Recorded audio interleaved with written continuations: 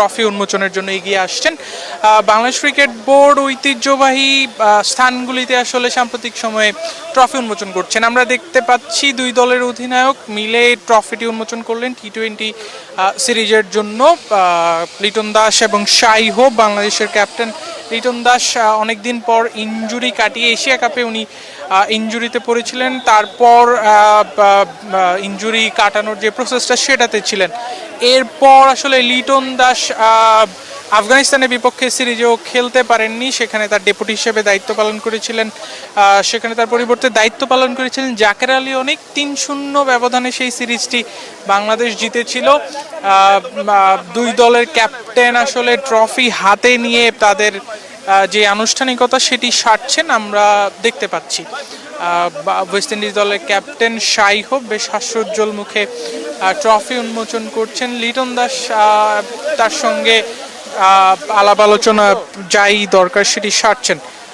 আপনারা দেখতে পাচ্ছেন ঐতিহ্যবাহী পুরাতন রেলওয়ে বিল্ডিং এলাকায় বাংলাদেশ দুই দলের ক্যাপ্টেন তাদের ট্রফি উন্মোচন করছেন।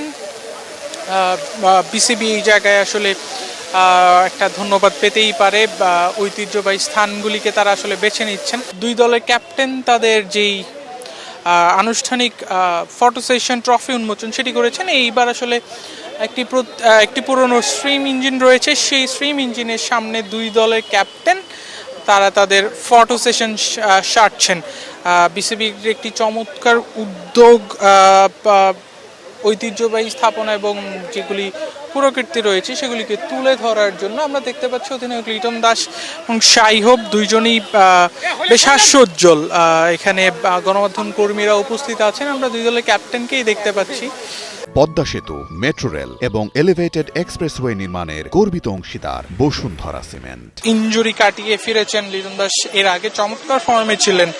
এশিয়া কাপে শুরুতেই তিনি তার নেতৃত্বে বাংলাদেশ দল হংকংকে হারিয়েছিল, এরপর শ্রীলঙ্কার সঙ্গে হোঁচট খেলো আফগানিস্তানের বিপক্ষে, বাংলাদেশ দল কিন্তু ঘুরে দাঁড়ায়। তারপরে আসলে লিটন দাস ইনজুরিতে পড়েন, এরপর আফগানিস্তানের বিপক্ষে যে টি-20 সিরিজ আছে সেটি লিটন দাস মিস করেন। এরপর আসলে লিটন দাস একটা ইনজুরি কাটিয়ে ফেরার যে একটা প্রসেস ছিল সেই প্রসেসের মধ্যে দিয়ে যাচ্ছিলেন। এইবার লিটন দাস ফিটফাট হয়ে ফিরেছেন টি-20 সিরিজের জন্য। আমরা এতক্ষণ ছিলাম চট্টগ্রামের সিআরবিতে বাংলাদেশ ওয়েস্ট ইন্ডিজ দলের টি-20 সিরিজের ট্রফি উন্মোচনের জন্য।